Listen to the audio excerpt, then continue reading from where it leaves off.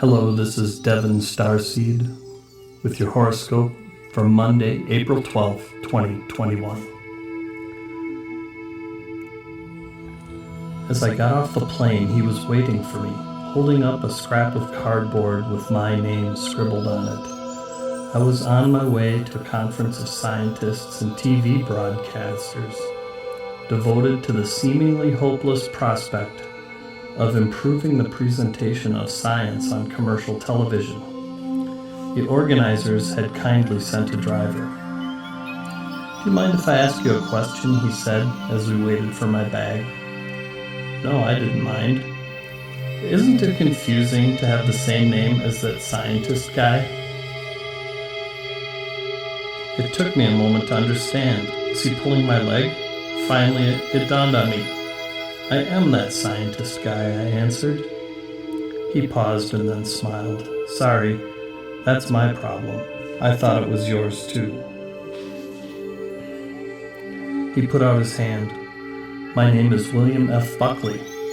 Well, he wasn't exactly William F. Buckley, but he did bear the name of a contentious and well-known TV interviewer, for which he doubtless took a lot of good-natured ribbing. As we settled into the car for the long drive, the windshield wipers rhythmically thwacking, he told me he was glad I was that scientist guy.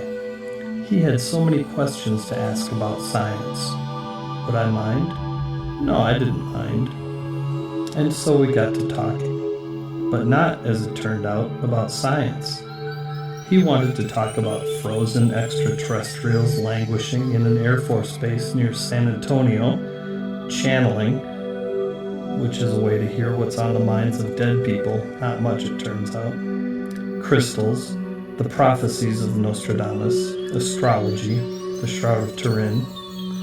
He introduced each portentous subject with buoyant enthusiasm.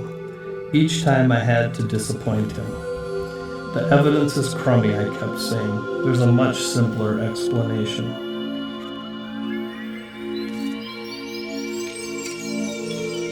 He was, in a way, widely read. He knew the various speculative nuances on, let's say, the sunken continents of Atlantis and Lemuria. He had at his fingertips what underwater expeditions were supposedly just setting out to find the tumbled columns and broken minarets of a once great civilization whose remains were now visited only by deep-sea luminescent fish and giant kraken. Except, while the ocean keeps many secrets, I knew there isn't a trace of oceanographic or geophysical support for Atlantis and Lemuria. As far as science can tell, they never existed. By now, a little reluctantly, I told him so. As we drove through the rain, I could see him getting glummer and glummer. I was dismissing not just some errant doctrine, but a precious facet of his inner life. And yet there's so much in real science that's equally exciting, more mysterious, a greater intellectual challenge, as well as being a lot closer to the truth. Did he know about the molecular building blocks of life sitting out there in the cold, tenuous gas between the stars? Had he heard of the footprints of our ancestors found in 4-million-year-old volcanic ash?